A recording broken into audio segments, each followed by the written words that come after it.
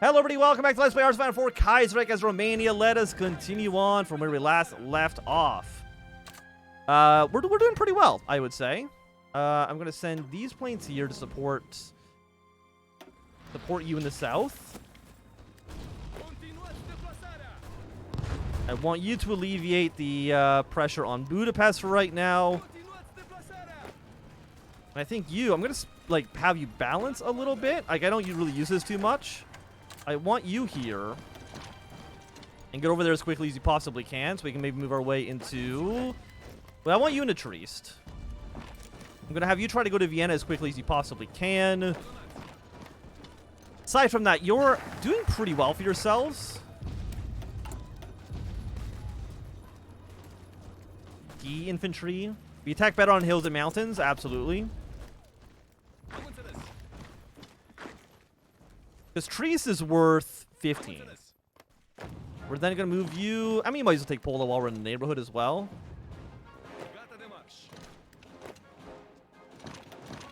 Yeah. Redeploy King's Day. You go here. Move your way up north. Yeah, so I want you going this way. I want you going to go towards Graz. You're defending very, very well, and I'm happy to see it. We're at 150 political power. Bring me a new political advisor, maybe? Yeah, I mean, you know what? No, not right now. Give me limited conscription. Like, limited conscription is pretty good. Here, take Qatar.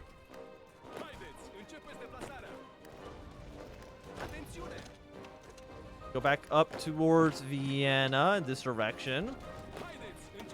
And I want you not to lose Budapest again, because I also don't want to lose any units. We're at 46,000 dead. That's not bad at all, really. You can go take this province, go to Qatar, go to Mosar. It's like, I know they're taking provinces behind us. That's kind of okay.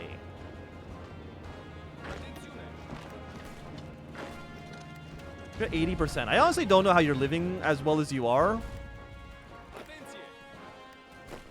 What I'm going to have you do, my good friend, is I'm actually going to have you force attack against these units. I know you're not going to do, like, super well on it. But I want you to do it anyways.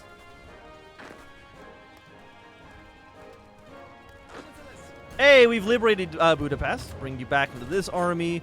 You might pull back, but it's kind of okay. Austria, do you capitulate at 0? You capitulate at 30%, huh?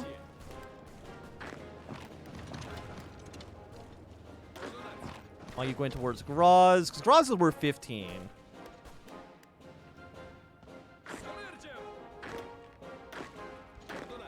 Go here for the encirclement. Move here. You two, move on this front. Like, I know it's very messy. To say that it's a bit messy is definitely an understatement. You got 95 up here, 86. We went to Graz. I need you. How much is Linz worth? 10?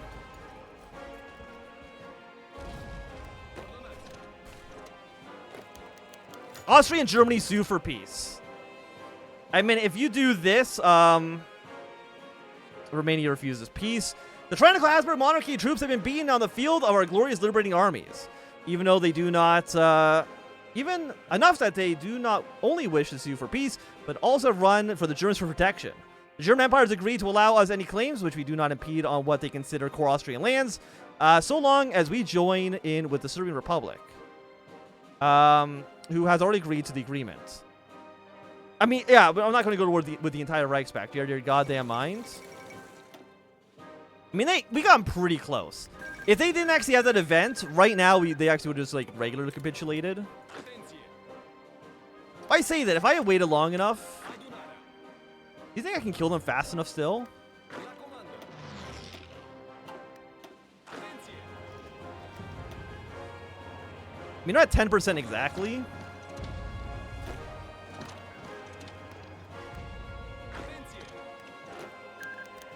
Treaty of Vienna.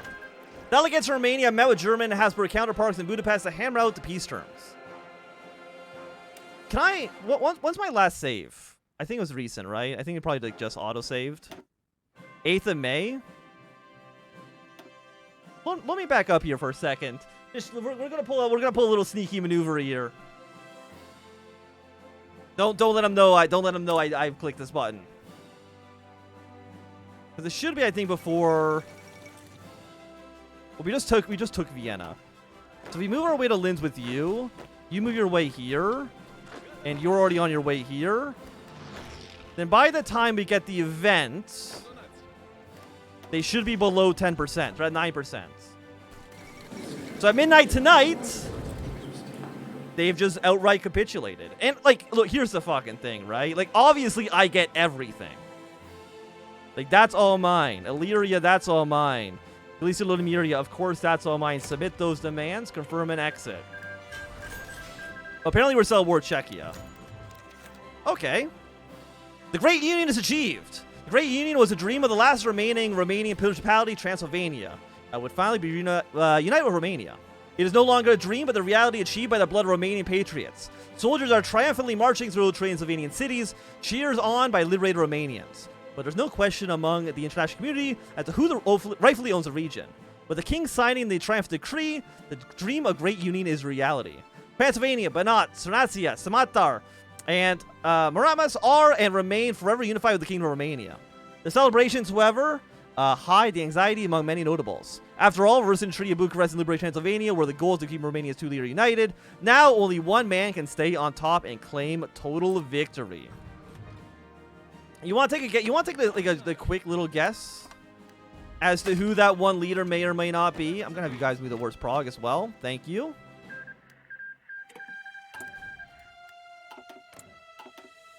Wait, is Greece no longer? Oh no, they're in the Belgrade Pact. It's just not showing up properly.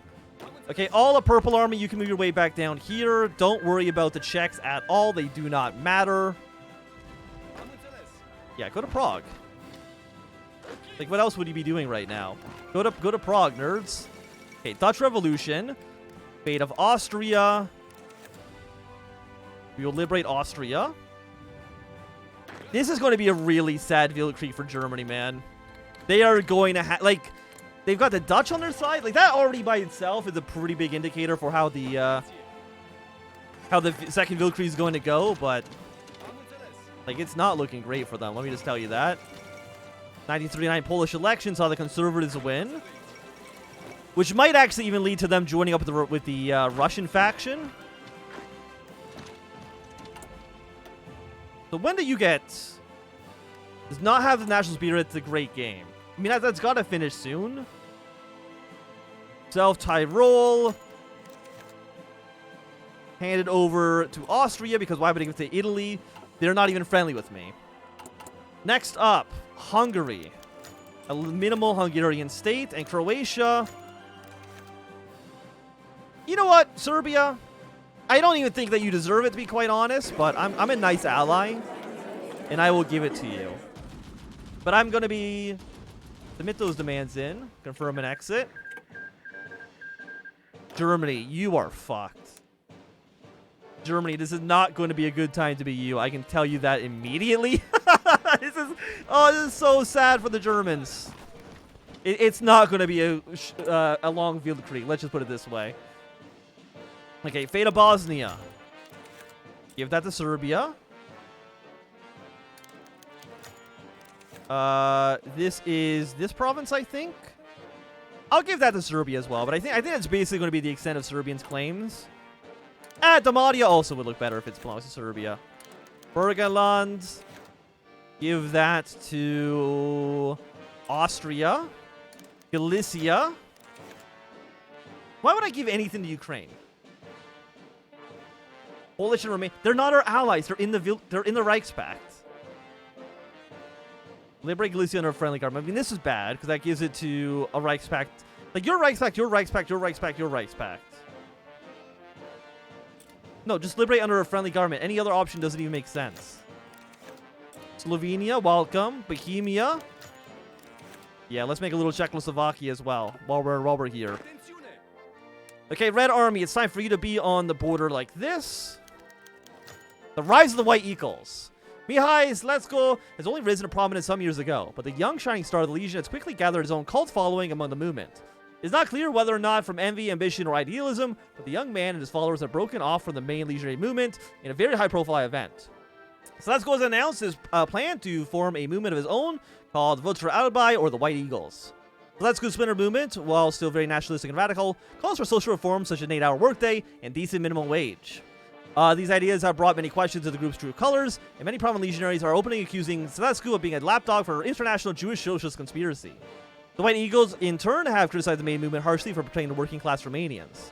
Sletsko's splinter movement already being branded apostates by many prominent legionaries, and Captain needs to decide how to deal with the crisis within the movement. So I'm guessing that they are the legionary core. I mean, you're both pretty bad. Give me just like a little save here. I mean, I can't really take the stability hit, can I? I mean, at 20%, like we're in so much control. Yeah, you know what? Well, I mean, so let's go. Where does he fit on this?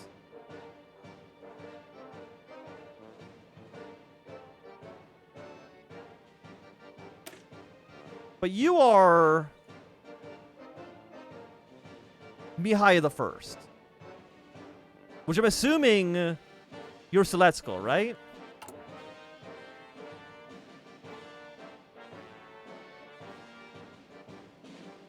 I think we need to do this.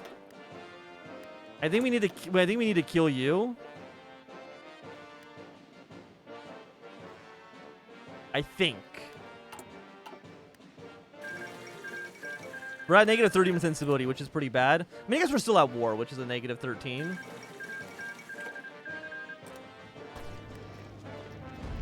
Okay, you'll be wiped out in but a mere moment. Well, I think, actually, do we need to take all their provinces? I think so, right? If I'm not mistaken. Okay, the fate of Kotor, give that to Serbia. West Banat will be ours. Trieste, give that to Slovenia. Pressburg, which I think is your Nubian Plain. Give it to Czechia. We don't like the Hungarians. We also don't like the Austrians. So, I mean, giving it to anybody else makes more sense. Give this to Czechia. Sletsko found dead. Mihai Sletsko, the apostle of the Legion, was ambushed and killed by Decemvri Legionnaire Death Squad. The traitor's body was found mutilated and riddled with over 100 bullets. Many of those who had dared to follow Sletsko's movement were murdered or forced to run.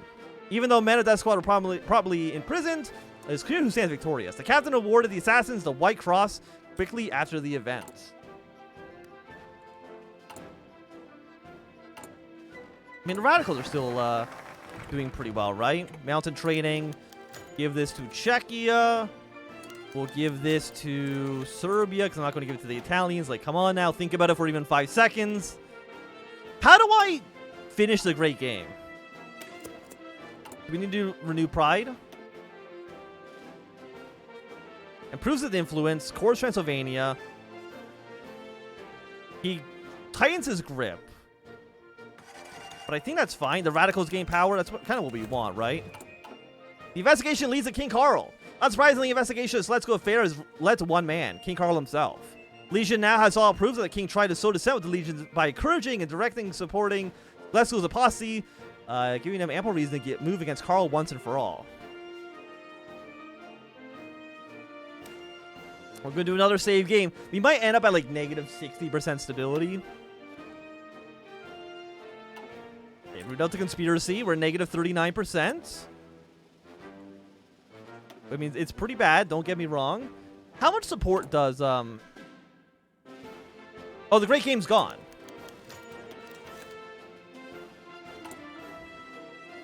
The formation of the National Peasants' Party. The integration of Transylvania has brought significant changes to the political makeup of the nation.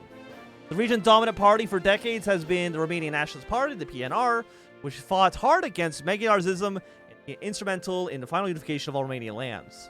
While their hold on Transylvanian politics is near absolute, they have been detached from pre-unification Romanian politics and have no presence in the rest of the country.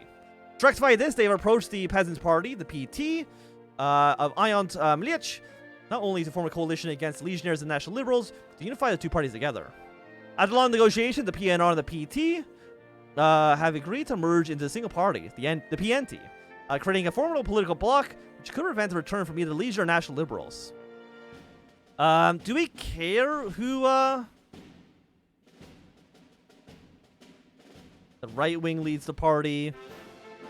Thing is, I don't know if it matters who leads this party, because they're not going to take any power. Are you kidding me? Like, that's not going to happen.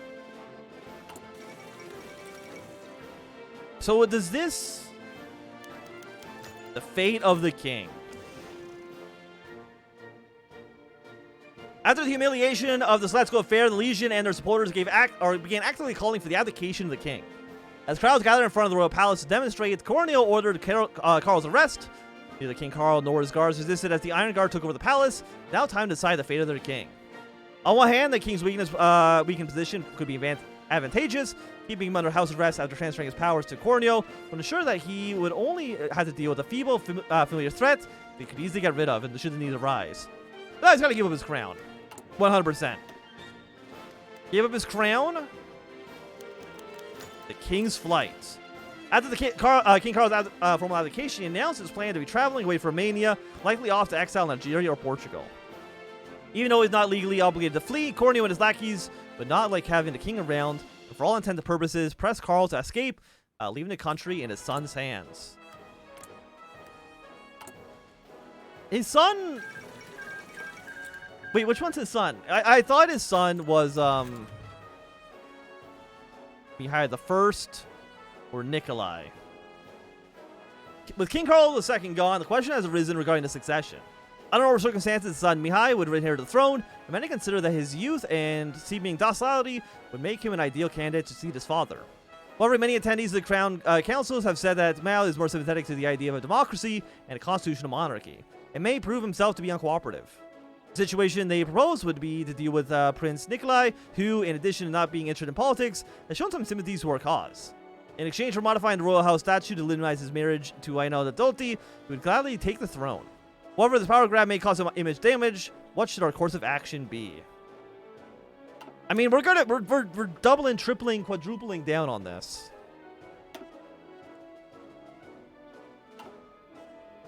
And there we go, the coronation of Prince Nikolai. The throne of Romania sees a new holder. The now King Nikolai I formally takes it in a ceremony in Bucharest. The new king started off by taking an oath in private at the royal palace, after which he, accompanied by his wife and a big entourage, with heavily green shirt presents scattered throughout. Nikolai first headed towards Metropolitan Hill, where a tribune was set up, imitating the one used in King Karl's first own coronation ceremony. There, a religious ceremony was held, after which the royal entourage headed towards the royal palace, where, after being congratulated by various diplomats and heading for a speech, Nikolai put the steel crown on his head, for crowning his wife with the crown of Queen Elizabeth. The following days are scheduled to host military reviews and parades by representatives and counties of Romania, with festivities slanted to culminate in another year of coronation at WWII. Alongside the king, many high-ranking members of the legionary movement could be seen, many of whom had a veneer of satisfaction as they watched the ceremony unfold. The holds for the future of Romania's new king, who allegedly not too interested in politics, is uncertain. I don't think I've seen this man in my entire life. But I think with a new king, this is going to be a good time for us to end this episode. So thanks everybody for watching. My name is Anthem. If you enjoyed, thumbs up. Not doing so, thumbs down. If you want to see more, subscribe, and goodbye.